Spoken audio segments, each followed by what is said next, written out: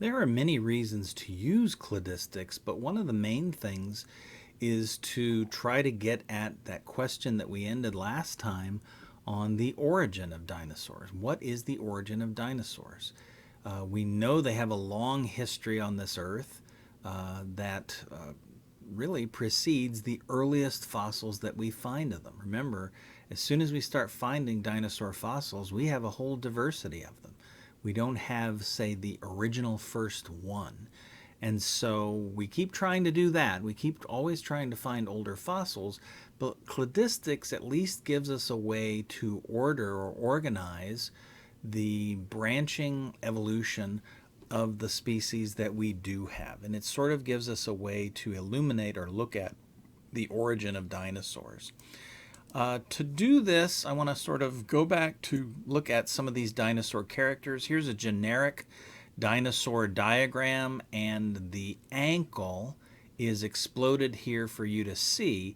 This is this advanced mesotarsal ankle, what I called the AM ankle before.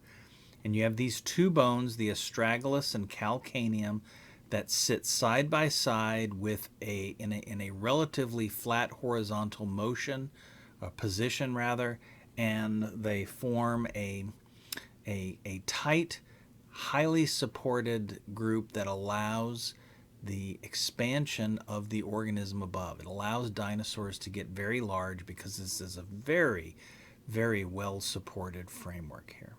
So all dinosaurs have that character. Any reptile that does not have it is not a dinosaur. And that's why I eliminated all those things at the beginning of the class, because they don't have that particular type ankle. And so that would be an example of one of the things that defines a node.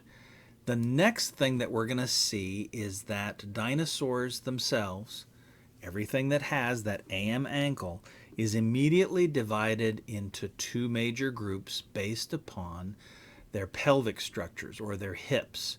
And we have the ornithischian hips and we have the saurischian hips. And ornithischian hips have a pubis and ischium that are together and point backwards.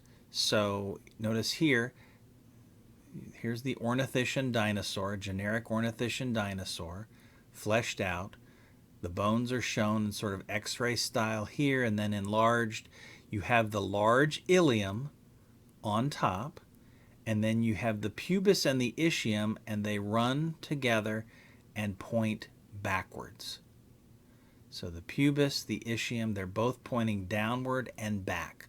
We call this an ornithischian hip because it's like bird hips today. That is contrasted with saurischian hips. Now notice they deliberately took a dinosaur cartoon that when you fleshed it out would look very similar to this ornithischian dinosaur up here. But if you did an X-ray of the hips and then enlarged it down here, what you'd see is, again, a big broad ilium at the top, but the pubis points forward and the ischium points backwards.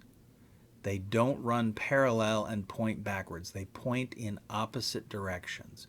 And one way to remember which one of these two bones is the pubis versus the ischium, the pubis is towards the front where your pubic area is. So pubis, ischium, saurischians, they're pointing this way. Ornithischians, they're pointing that way. And then if we look a little bit closer, let's sort of examine the ornithischian dinosaurs. They all have to have this ornithischian pelvis. There it is. They also have a few other characteristics that only they have. So the hip is the main thing, but there's also something called a predentary bone. So the dentary, if you remember from our bones before this last test, that's your lower jaw bone. And we have the dentary as well. Well, a predentary is a bone that is pre or before the dentary. They have a little extension, a predentary bone. They also have a whole bunch of ossified tendons. So look over here where it's labeled in the diagram. You have the various vertebrae running down the backbone, the spine of this creature right here, and the little cross-hatched lines that they're showing there are tendons, which are normally sort of a hard but still flexible tissue that sort of connects different units in skeletons. Well, here in these dinosaurs, they have been ossified or turned into more harder, bony material. They get, in other words, they get armored up. And so ornithischian dinosaurs have those three things, but saurischian dinosaurs do not have those characters at all. So, characters of dinosaur bones, all other vertebrates, generate this cladogram. This is just based upon what we see with the preserved remains. So it does not matter in this context whether we know that it came from a Triassic rock unit or a Jurassic rock unit or anything, or if we found it lower or older than anything else. It is simply what we have. In that sense, it's superior because it's based only on the evidence of the actual fossil material and not based upon any sort of idea of what the stratigraphy might be. So, this slide here describes how you look at the organisms that we're going to call the dinosaurs as part of the cladogram, and then we're going to talk about this origin of our bird ancestors in a couple of weeks. So here's the cladogram, the actual cladogram, and again, one way to look at this is here's the origin. Remember, time is not given or shown on this type of diagram.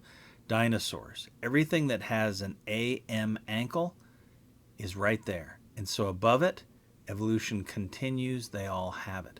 We have two main hip types. The ornithischians, which remember have the pubis and the ischium together and pointed backwards. Everything above this has it. Everything below it, which includes this sort of branch over here, does not. And then here's the node that's defined as the Saurischia, and these are the ones that have the pubis and the ischium pointing in different directions. And notice that includes several other groups over here. So these first three, theropods, prosauropods, sauropods, they're different organisms by a long stretch, really different, but they all have this same hip, and so they're united over here. The ornithischians are going to include these things: fabrosaurs, ankylosaurs, stegosaurs, ceratopsians, pachycephalosaurs, ornithopods, a huge variety of diversity of morphologies here, but they are all united by having that ornithischian hip, as well as those few other characters, the predentary bone and ossified tendons as well.